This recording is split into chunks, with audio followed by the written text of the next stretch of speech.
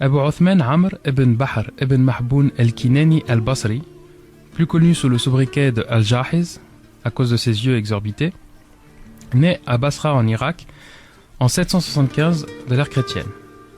Il est le petit-fils d'un esclave abyssin et est issu d'un milieu très modeste. On sait très peu de choses de sa formation initiale. Ce qui est sûr, c'est qu'il apprend à lire très tôt et qu'il compensera son manque d'instruction par une curiosité insatiable qui le pousse à lire sans restriction. Ses capacités le font remarquer par des lettrés qui vont parachever sa formation. En 816, il quitte Basra, voyage un moment et se fixe finalement à Bagdad, où il adhère au courant théologique mu'tazilite, qui ne tardera pas à devenir la doctrine officielle du califat abbasside sous al-Ma'moun. C'est ce calife qui attire Al-Jahiz à Bagdad, de même qu'il attire bon nombre de savants de l'époque, puisqu'il fonde la fameuse Maison de la Sagesse, un véritable centre de recherche cosmopolite. Prosateur de génie, lexicographe, philologue, théologien, zoologiste et poète, Al-Jahiz use d'un sens de l'observation pointu et d'un jugement critique acerbe qui n'est pas sans rappeler, à quelques siècles d'intervalle, Voltaire. Ses ouvrages les plus fameux sont Kitab al-Hayawan, le livre des animaux, le Kitab al-Bayan wa Tabyin, le livre de l'exposé et de la démonstration, ou encore Kitab al-Bukhaleh, le livre des avares. Ces œuvres sont aujourd'hui encore au programme scolaire de beaucoup de pays arabes. Parmi ses idées les plus importantes, notons qu'Al-Jahiz fait partie des premiers penseurs musulmans à avoir évoqué la théorie de l'évolution. Pendant longtemps, il vit des donations qu'il recevait des personnalités auxquelles il dédiait ses écrits et de la protection des califes mu'tazilites. Disgracié vers la fin de sa vie, il meurt à l'âge respectable de 96 ans.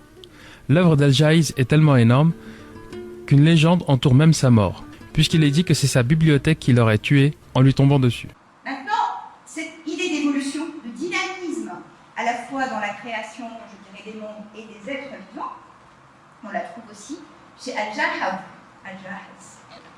C'est français. Là, on est au IXe siècle. Et il est fondateur, il est d'abord un théologien, fondateur d'un courant important dans le mu'tazilisme. Alors, il est aussi linguiste, philologue, zoologiste.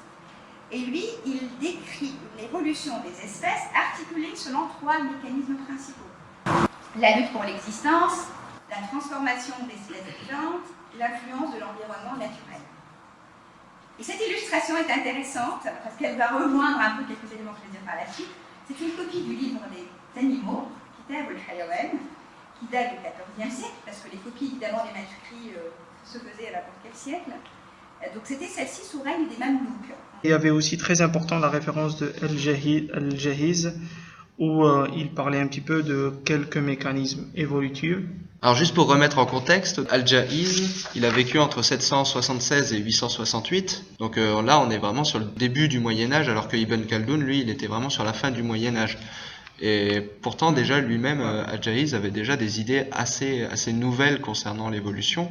À défaut d'être vraiment évolutionniste, il n'était pas fixiste en fait. Il pensait vraiment que l'homme avait évolué à partir de formes animales, de formes des sortes d'êtres humains, des humains sauvages, on va dire. Ouais. Là où il a formulé une idée qui est assez intéressante, c'est qu'il parle d'une sorte de combat pour la survie, qui serait une loi dictée par Dieu, par Allah. Combat pour la survie qui quand même rappelle pas mal le struggle for life, la sélection naturelle selon Darwin. Ouais, exactement. En fait, c'était peut-être il faut dire que Al-Jahiz c'était le premier, disons évolutionniste dans un sens un peu plus large, arabe, musulman. Effectivement, il a abordé quelques mécanismes concernant l'évolution et il considérait que c'était le Dieu Allah qui était derrière les mutations et les transformations des espèces. Et aussi, il faut mettre en évidence que quand même c'était le premier qui a signalé qu'il y avait une certaine, le premier arabe qui a mis en évidence une certaine transformation des organismes, des êtres vivants. Donc Al-Jahiz, effectivement, c'était le premier qui abordait la discussion sur le combat de l'existence, sur l'adaptation et aussi la psychologie de l'animal. Tu peux rappeler le titre du livre dans lequel il parle? Oui, le titre c'est le Kitab al-Hayawan. Le Kitab al-Hayawan, en la traduction en français, ça donne le livre de l'animal. Bonjour, salam alaikum. Alors le Coran est-il créationniste ou évolutionniste? Ça c'est une question clé, ça c'est une question importante de nos jours parce qu'elle constitue effectivement un blocage dans la culture islamique moderne et contemporaine depuis justement que l'évolution comme un fait et l'évolution comme une théorie ont fait surface et sont devenues une théorie, un sujet, un thème fondamental, central de la biologie et de la science.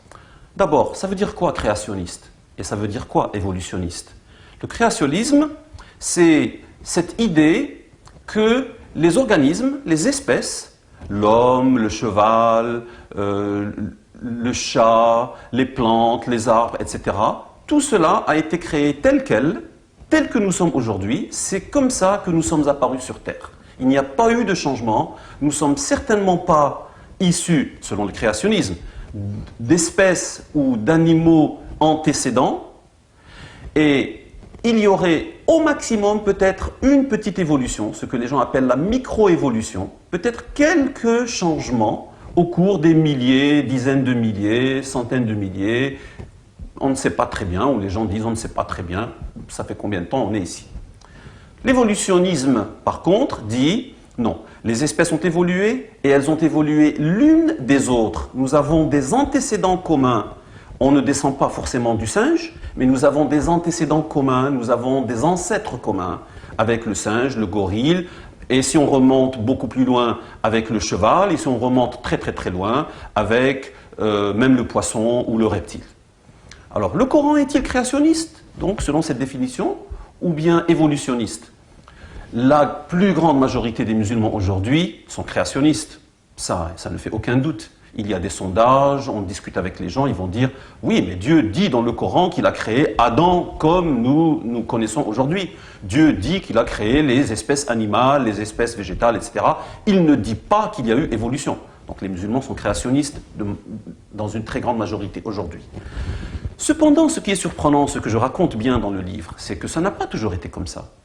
Les musulmans du 19e siècle, du début du 20e siècle, étaient très en grand confort avec l'évolution. Ils n'ont pas vu de clash, ils n'ont pas vu de conflit avec l'évolution. En fait, si on revient beaucoup plus loin, si on revient jusqu'à Ibn Khaldoun, Ikhwan al-Safa, Al-Jahiz, etc., on trouve qu'ils étaient plus évolutionnistes que les évolutionnistes d'aujourd'hui. Donc, comment se fait-il qu'il y a 500 ans, 1000 ans, les musulmans éduqués, érudits, étaient évolutionnistes, alors qu'aujourd'hui, la plus grande majorité, je dirais 80-90% des musulmans sont créationnistes? Parce que, justement, les gens se sont mis à lire les Écritures saintes, le Coran et les hadiths, de manière littéraliste. C'est lorsqu'on dit « Dieu a dit Adam », ça veut dire que c'est un homme comme nous. Dieu a dit « j'ai créé », ça veut dire qu'il a créé à partir de rien.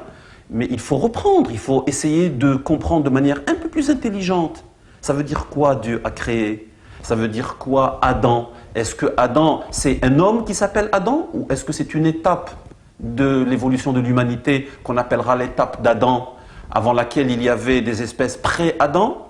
Et après cela, il y a eu des espèces beaucoup plus intelligentes, beaucoup plus évoluées, c'est-à-dire nous, aujourd'hui, et il y aura encore de l'évolution demain. Dans 1000 ans, 10 000 ans, 100 000 ans, l'homme ne ressemblera pas à ce que nous sommes aujourd'hui, ni dans sa tête, ni dans son corps. Maintenant, lorsque on se débarrasse de ce littéralisme et qu'on commence à regarder le Coran maintenant de manière beaucoup plus intelligente, beaucoup plus nuancée, avec une compréhension en profondeur, à plusieurs niveaux, c'est là l'esprit d'Averroès, parce que Averroès nous enseigne, nous dit, si vous lisez le Coran sur tous les sujets, scientifiques ou non, vous allez voir qu'il y a une lecture superficielle qui est donnée au commun des mortels, une lecture beaucoup plus sophistiquée qui est donnée aux érudits, aux savants, et une lecture encore plus profonde pour les gens qui sont vraiment versés dans le savoir. C'est ce que dit Allah dans le Coran, Ar-Rasikhuna fil ilm. Les gens qui sont versés dans le savoir, ceux-là, ils vont aller en profondeur. Ils vont harmoniser les connaissances temporelles, les connaissances objectives d'aujourd'hui et de demain, avec une compréhension beaucoup plus intelligente, beaucoup plus nuancée du Coran. Lorsqu'on fait cela, on trouve qu'il n'y a pas de conflit entre ce que la science nous enseigne aujourd'hui, c'est-à-dire l'évolution en biologie, l'évolution physique dans le cosmos, du Big Bang jusqu'à aujourd'hui, l'évolution chimique dans les étoiles et après les étoiles, sur la Terre, l'atmosphère de la Terre, comment elle a évolué. Elle n'a pas toujours été 80% d'azote et 20% d'oxygène, etc. Lorsqu'on comprend qu'il y a eu justement évolution physique chimique, environnementale, biologique du monde dans son ensemble, et qu'on lit le Coran avec cette perspective, on ne trouve aucun conflit.